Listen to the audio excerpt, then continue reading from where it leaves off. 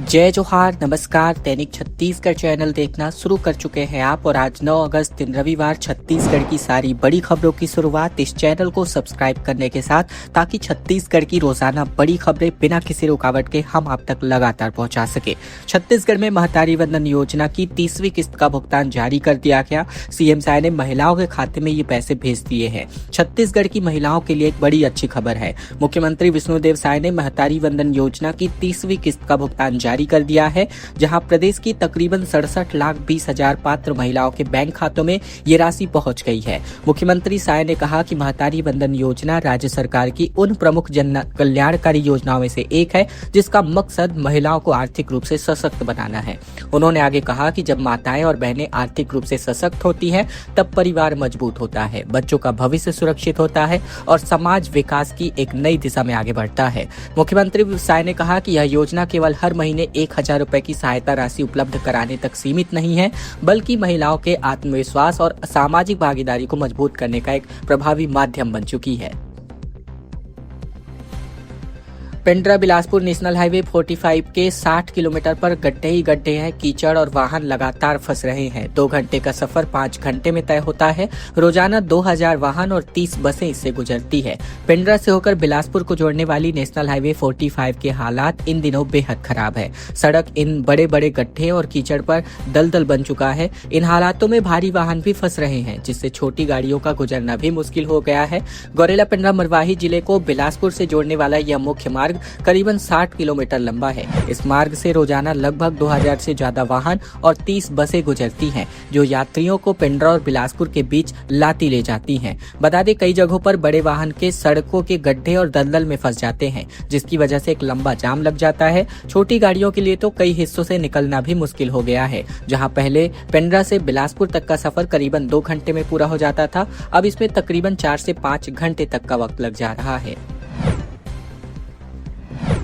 छत्तीसगढ़ की सरकार बेरोजगार युवाओं के साथ लगातार अन्याय कर रही है। नौकरी के लिए 2 बड़ी परीक्षाएं, दोनों ही परीक्षा की तिथि 1 कर दी गई है। छत्तीसगढ़ में सरकारी नौकरी की तैयारी कर रहे युवाओं को भर्ती एजेंसियों के आपसी तालमेल की कमी का खामियाजा भुगतना पड़ रहा है। राज्य में 2 बड़ी भर्ती परीक्षाएं एक ही दिन आयोजित होने की वजह से हजारों छात्रों के सामने अब एक परीक्षा को छोड़ने की नौबत आ गई है। छत्तीसगढ़ कर्मचारी चयन बोर्ड ने 1654 शिक्षक पदों के लिए 25 अक्टूबर की परीक्षा को समय तय किया है। वहीं सीजीपीएससी ने सूबेदार, सब इंस्पेक्टर और प्लाटून कमांडर भर्ती की मुख्य परीक्षा 24, 25 और 26 अक्टूबर को आयोजित करने का निर्णय किया है। इस टकराव के कारण पुलिस भर्ती की प्रारंभिक परीक्षा में सफल हुए 7,301 अभ्यर्थियों के सामने 25 अक्टूबर को शिक्षक भर्ती की परीक्षा से वंचित होने का अब संकट खड़ा हो चुका है। प्रदेश के हजारों उम्मीदवार अब इस धर्म संकट में हैं कि वे किस भर्ती परीक्षा में शामिल हों और किसे छोड़े।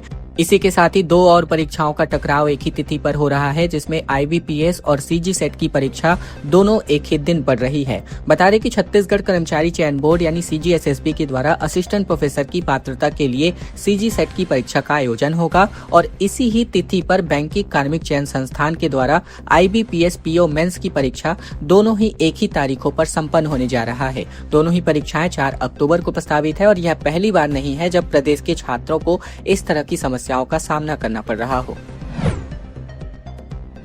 अमरकंटक में शिव भक्तों का जन सैलाब उमड़ पड़ा है। कवर्धा के 500 कांवरियों ने नर्मदा जल भर करके संकल्प लिया और हर हर महादेव बोलबम के जमकर नारे लगाए। पवित्र नगरी अमरकंटक में श्रावण मास की 9वीं तिथि शुक्रवार 7 अगस्त को शिव भक्ति और आस्था का अनुपम दृश्य देखने को मिला, जहां छत्तीसगढ़ के कवर्धा जिले के गौरकापा से लगभग 500 कांवरियों ने एक विशाल दल नर्मदा उद्गम स्थल पहुंचा। ये कांवरिया दल बाबा रामगिरी धूनी से पारंपरिक वेशभूषा में नाचते गाते भजन कीर्तन करते और हर हर महादेव बोलबम के जयघोष लगाते हुए अमरकंटक पहुंचा था। अनुशासित और कतारबद्ध होकर के यह दल नगर के प्रमुख मार्गों से गुजरता हुआ मां नर्मदा के उद्गम स्थल नर्मदा मंदिर परिसर पहुंचा। श्रद्धालुओं के जयघोष और भक्ति गीतों से समूची तपोभूमि शिवमय हो उठी। मंदिर परिसर में विधि विधान पूर्वक मां नर्मदा की पूजा अर्चना कर पवित्र नर्मदा जल कांवर में भरा गया और कांवरियों ने मां नर्मदा के पावन जल से भगवान शिव का जलाभिषेक करने का संकल्प लिया, जिससे अत्यंत पुण्यदायी माना जाता है। धमतरी में तिरंगे संग निकाली गई साइकिल यात्रा। वंदे मातरम के 150 वर्ष पर दिखा राष्ट्र प्रेम का ये जज्बा, युवाओं ने राष्ट्र निर्माण का संदेश दिया। छत्तीसगढ़ के धमतरी में राष्ट्रगीत वंदे मातरम के 150 वर्ष पूरे होने के अवसर पर शनिवार को धमतरी में जिला प्रशासन के द्वारा एक भव्य साइकिल तिरंगा यात्रा का आयोजन किया गया, जिसमें देशभक्ति, राष्ट्रीय एकता, स्वस्थ जीवन शैली और पर्यावरण संरक्षण का संदेश देने के उद्देश्य से आयोजित इस यात्रा में बड़ी संख्या में नागरिकों और अधिकारियों, साथी कर्मचारियों, विद्यार्थियों, स्वयंसेवकों और राष्ट्रीय संगठनों के प्रतिनिधियों ने उत्साहपूर्वक भाग लिया। करीबन 10 किलोमीटर की लंबी यह तिरंगा यात्रा रत्नाबांधा चौक से प्रारंभ होकर मरादेव तक पहुंची, जहां प्रतिभागी हाथों में तिरंगा लिए पूरे उत्साह के साथ आगे बढ़े। वहीं इस यात्रा के मुख्य आकर्षण की बात करें तो रायपुर से टूर डे धमतरी अभियान के अंतर्गत पहुंचे 25 साइकिल सवार रहे। इन प्रतिभागियों ने पर्यटन संवर्धन, युवा सहभागिता और नशा मुक्ति का संदेश देते हुए तिरंगा यात्रा में हिस्सा लिया। सरगुजा में मलेरिया का प्रकोप लगातार बढ़ता जा रहा है। 44 मरीज पीएफ पॉजिटिव पाए गए हैं। सरगुजा जिले के उदयपुर ब्लॉक के दूरस्थ गांवों में मलेरिया का प्रकोप लगातार बढ़ता जा रहा है। पिछले एक महीने में ब्लॉक में प्लाज्मोडियम फॉस्फेरियम यानी पीएफ के करीबन 39 मरीज मिल चुके हैं। वहीं उदयपुर से लगे लखनपुर ब्लॉक में एक ही गाँव के परिवार के तकरीबन 5 लोग मलेरिया पॉजिटिव पाए गए। स्वास्थ्य विभाग की टीम गाँवों में लगातार कैंप लगाकर मलेरिया मरीजों की जाँच कर रही है। प्रभावित गाँवों में मतरिंगा, खर्रा नगर, मुसरडांड और मुकना पहाड़, बारो पहाड़, बकोई और सेमी घोघरा शामिल है। इन गांवों में ज्यादातर पहाड़ी कोरवा और पंडो समाज के लोग रहते हैं। सीएमएचओ ने बताया कि ग्रामीणों को मच्छरदानी बांटी गई है, लेकिन कुछ लोग इसका इस्तेमाल मछली पकड़ने के लिए कर रहे हैं। जानकारी के मुताबिक उदयपुर के दूरस्थ इलाकों में मलेरिया का पहला मरीज 6 जून को पाया गया था। 26 जुलाई तक यहाँ 31 मरीज सामने आ गए थे, जिनकी संख्या बढ़कर 39 पर जा पहुंची है। वहीं संक्रमित मरीजों में बच्चों से लेकर बुजुर्ग तक शामिल है और जांच के लिए मरीजों के ब्लड सैंपल लगातार कलेक्ट किए जा रहे हैं, जहां पीएफ में इस मलेरिया की पुष्टि हो रही है। इसी के साथ ही छत्तीसगढ़ के बिलासपुर के कोटा एरिया में भी लगातार मलेरिया पॉजिटिव संक्रमित मरीज पाए जा रहे हैं। एनालॉग पनीर पर रोक लगाने के बाद अब छत्तीसगढ़ के बिलासपुर में जांच अभियान को तेज कर दिया गया है। कृष्णनंदन कोटा अलाकाट रतनपुर हाईवे को नोटिस जारी हुआ है। दही पनीर के सैंपल जांच के लिए भेज दिए गए हैं। छत्तीसगढ़ में अब एनालॉग पनीर के उत्पादन और बिक्री पर रोक लगने के बाद छत्तीसगढ़ जिले में खाद्य एवं औषधि प्रशासन ने जाँच तेज कर दी है। गुरुवार को अधिकारियों ने कृष्णनंदन कोटा और अलाकाट रतनपुर हाईवे का निरीक्षण किया था। कमियां मिलने पर दोनों ही संस्थानों को नोटिस भी जारी कर दिया गया और अब जाकर खाद्य एवं औषधि प्रशासन के अधिकारियों ने दोनों संस्थानों ने पनीर और दही के सैंपल लिए। इसे जांच के लिए रायपुर की लैब भेजा गया। अधिकारियों के अनुसार रिपोर्ट आने के बाद अब आगे की कार्यवाही को अंजाम दिया जाएगा। अभिहित अधिकारी आर देवांगन ने बताया कि जांच के दरमियान दोनों संस्थानों में साफ सफाई के समेत कुछ अन्य कमियां पाई गई। इसके आधार पर इनको नोटिस जारी किया गया है। उन्होंने बताया कि कार्यवाही कलेक्टर संजय अग्रवाल और खाद्य एवं औषधि प्रशासन के नियंत्रक दीपक अग्रवाल के निर्देश पर की गई है।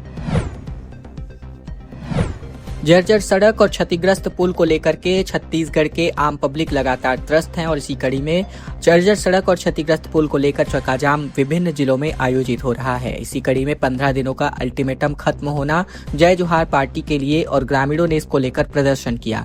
कोरबा के कटघोरा विधानसभा क्षेत्र में बुंदेली से चांदनी चौक तक जर्जर पीएमजीएसवाई सड़क और क्षतिग्रस्त खोलार नदी के पुल को लेकर जोहार छत्तीसगढ़ पार्टी ने बीते दिन चांदनी चौक पर चक्काजाम आयोजित कर दिया। प्रदर्शन में बड़ी संख्या में ग्रामीण भी एकत्रित हुए। इससे सड़क के दोनों ओर वाहनों की लंबी कतारें लग गई। पुलिस और जिला प्रशासन की टीम मौके पर मौजूद रही। ग्रामीणों का कहना है कि सड़क पर जगह जगह बड़े बड़े गड्ढे बन चुके हैं और बारिश का पानी भी भर चुका है। इसके कारण सड़क तालाब जैसी हो गई है और ग्रामीणों, किसानों और स्कूली बच्चों को रोजाना जान जोखिम में डालकर इस रास्ते से होकर गुजरना पड़ रहा है। जेसीपी ने बताया कि सड़क और पुल की समस्या को लेकर पहले भी प्रशासन को 15 दिनों का समय दिया गया था। समय पूरे होने के बाद भी कोई ठोस कार्यवाही नहीं होने की वजह से एक बार फिर पार्टी ने चांदनी चौक पर चक्का जाम करके विरोध जताया। जेसीपी के जिला सचिव महापीर यादव ने बताया कि खोलार नदी पर नए पुल के निर्माण के लिए सीएसआईआर कोरबा और डीएमएफटी मद से करीबन 536 लाख रुपए का प्राक्कलन तैयार कर जिला प्रशासन को भेजा गया है। यह प्रस्ताव कई महीनों से मंजूरी के इंतजार में भटक रहा है। और अब खबर कोरबा से आ रही है, जहां खेत में 3 से 4 फीट का लंबा मगरमच्छ दिखाई दिया। तरदा गांव में ग्रामीणों ने रस्सी बांध करके पकड़ा और वन विभाग की टीम ने रेस्क्यू किया। कोरबा जिले के तरदा गांव में शनिवार सुबह को कुछ किसानों के खेत काम कर रहे थे, तभी उन्हें कीचड़ में एक मगरमच्छ बैठा दिखाई दिया। मगरमच्छ की सूचना मिलते ही तरदा और आसपास के गांवों से बड़ी संख्या में लोग इसे देखने के लिए जमा हो गए। किसानों ने तत्काल ग्रामीणों को इसकी सूचना दी। ग्रामीणों ने साहस दिखाते हुए रस्सी और जाल की सहायता से मगरमच्छ को पकड़ लिया। उसे एक सुरक्षित स्थान पर बांधकर वन विभाग को सूचित कर दिया गया। स्थानीय लोगों ने बताया कि मगरमच्छ का आकार छोटा था, जिससे उसकी लंबाई करीबन 3 से 4 फीट अनुमानित की गई। ग्रामीणों ने मगरमच्छ का बच्चा इसको करार दिया। मगरमच्छ को सुरक्षित पकड़े जाने के बाद ग्रामीणों ने राहत की सांस ली। ग्रामीणों की सूचना पर वन विभाग की टीम रेस्क्यू करने के लिए तुरंत तरदा गांव पहुंची। टीम ने सदस्यों के मगरमच्छ का प्राथमिक परीक्षण किया और उसे अपने कब्जे में ले लिया। रेस्क्यू टीम के सदस्य जितेंद्र सारथी ने बताया कि हमें ग्रामीणों से सूचना मिली थी कि खेत में मगरमच्छ है, जिसे उन्होंने पकड़ कर रखा हुआ था। अभी तक केवल एक ही मगरमच्छ पाया गया और ये मगरमच्छ का बच्चा होने की खबर फैल रही है। कोंडागांव में अपराध रोकने के लिए पुलिस का एक बड़ा अभियान देखने को मिला। फरस गांव के करीबन 15 वार्डों में पुलिस ने दबिश दी और 163 संदिग्धों को हिरासत में लिया, जबकि इनके दस्तावेजों की जांच चल रही है। छत्तीसगढ़ के कोंडागांव जिले में कानून व्यवस्था बनाए रखने और संदिग्ध गतिविधियों पर नजर रखने के लिए फरस गांव पुलिस ने शनिवार सुबह एक बड़ा कॉम्बिंग और शिनाख्ती अभियान चलाया है। इस दरमियान पुलिस ने 163 संदिग्ध लोगों को हिरासत में लेकर पूछताछ शुरू की। अभियान सुबह करीबन 7 बजे शुरू हुआ, जिसमें पुलिस की करीबन 21 टीमें शामिल रहीं। पुलिस कर्मचारियों ने फरसगांव नगर के सभी 15 वार्डों के साथ साथ थाना क्षेत्रों के अलग अलग इलाकों में जाकर संदिग्ध लोगों की पहचान की और उनके दस्तावेजों की जांच की गई। पुलिस ने लोगों से पूछताछ में उनके नाम, पते, पहचान पत्र और दूसरे जरूरी दस्तावेजों का सत्यापन किया। इस अभियान का मकसद बाहरी और संदिग्ध लोगों की पहचान करना है और उनकी गतिविधियों के बारे में जानकारी जुटाना है, ताकि किसी भी प्रकार की आपराधिक घटना को समय रहते रोका जा सके। पुलिस अधीक्षक पंकज चंद्रा ने बताया कि जिले में कानून व्यवस्था मजबूत रखने के लिए पुलिस लगातार ऐसे अभियान चला रही है। फरस गांव में पकड़े गए संदिग्ध लोगों के दस्तावेजों और साथ ही दूसरी जानकारियों की जांच लगातार की जा रही है। रायपुर में 10 अगस्त को तिरंगा यात्रा आयोजित की गई। बस्तर के करीबन 92 गांवों में पहली बार तिरंगा फहरने जा रहा है। 500 से ज्यादा स्कूल चौराहे शहीदों के नाम पर होने वाले हैं। छत्तीसगढ़ में नक्सल हिंसा के दौर में जहां आजादी के बाद से राष्ट्रीय ध्वज नहीं फहराया जा सका, तो बस्तर के ऐसे 92 गांव हैं जहां इस 15 अगस्त को पहली बार तिरंगा फहरने वाला है। इनमें बीजापुर के 33, सुकमा के 50 और नारायणपुर के 9 गाँव शामिल हैं। इसी के साथ ही बस्तर संभाग में 500 से ज्यादा स्कूलों, प्रमुख चौराहों और सामुदायिक भवनों का नामकरण अमर शहीदों के नाम पर किया जाएगा। उप मुख्यमंत्री अरुण साहब और विजय शर्मा ने शुक्रवार को भाजपा कार्यालय एकात्म परिसर में आयोजित पत्रकार वार्ता में प्रदेश भर में होने वाले हर घर तिरंगा और तिरंगा यात्रा अभियान की रूपरेखा साझा की। साहब ने कहा कि अभियान का उद्देश्य युवा पीढ़ी को राष्ट्रभक्ति से जोड़ना, संवैधानिक कर्तव्यों के प्रति जागरूक करना और सामाजिक समरसता को मजबूत करना है। प्रदेश की तकरीबन 450 से अधिक भाजपा मंडल इकाइयों के अलावा बड़े गांवों, ग्राम पंचायतों, नगरीय निकायों और विकासखंड मुख्यालयों में इस तिरंगा यात्राओं को निकाला जाएगा। प्रेस कॉन्फ्रेंस में तिरंगा अभियान के अंतर्गत प्रदेश प्रभारी यशवंत जैन मौजूद रहे, जहां उप मुख्यमंत्री विजय शर्मा ने कहा कि 2024 से 2026 के बीच स्वतंत्रता दिवस और गणतंत्र दिवस के आयोजनों में बस्तर के ऐसे दूरस्थ गांवों में तिरंगा फहराया गया जहां पहले कभी राष्ट्रध्वज लहराया नहीं गया था। रायपुर में भगवान शिव पर आपत्तिजनक टिप्पणी के मामले में बवाल मचता नजर आ रहा है। बजरंग दल ने क्रिश्चियन फोरम पदाधिकारी का घर घेराव कर दिया। अरुण पन्नालाल की गिरफ्तारी हुई है। छत्तीसगढ़ के रायपुर में भगवान शिव को लेकर सोशल मीडिया पर कथित आपत्तिजनक टिप्पणी के बाद शुक्रवार को एक बड़ा गहरा विवाद खड़ा हो गया। टिप्पणी करने वालों के खिलाफ बीजेपी की शिकायत की और छत्तीसगढ़ बजरंग दल के कार्यकर्ताओं ने क्रिश्चियन फोरम के पदाधिकारी अरुण पन्नालाल के घर का घेराव करके प्रदर्शन किया। बीजेपी और छत्तीसगढ़ बजरंग दल ने आरोपियों के खिलाफ एक सख्त कार्यवाही की मांग करते हुए जमकर नारेबाजी की। इसके अलावा अरुण पन्नालाल को गिरफ्तार कर 14 दिन की न्यायिक रिमांड पर जेल भेजा गया है, जहां वे 21 अगस्त तक जेल में रहने वाले हैं। मामला सिविल लाइन थाना क्षेत्र का है। घटना की संवेदनशीलता को देखते हुए पुलिस ने अरुण पन्नालाल के घर पर बड़ी संख्या में पुलिस बल की तैनाती कर रखी थी।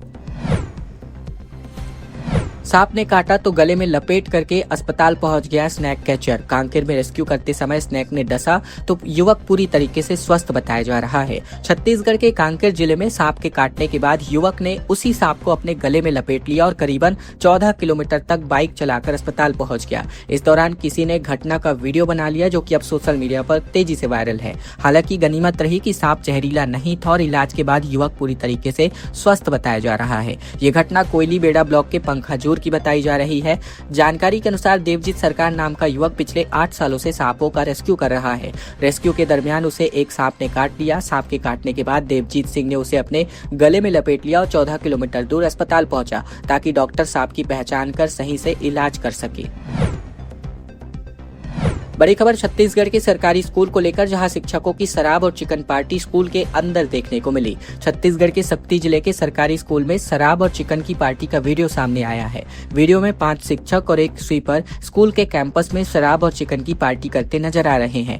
ग्रामीणों ने इसका वीडियो बनाया था जो कि अब सोशल मीडिया पर खूब वायरल हो रहा है। वीडियो वायरल होने के बाद जिला शिक्षा अधिकारी कुमुदनी द्विवेदी ने Narendra Kumar Lahre lecturer, Raju Kumar Sahu lecturer, Rajesh Thiri lecturer, Dinesh Chakradhari lecturer, sweeper को कारण बताओ नोटिस जारी कर दिया है।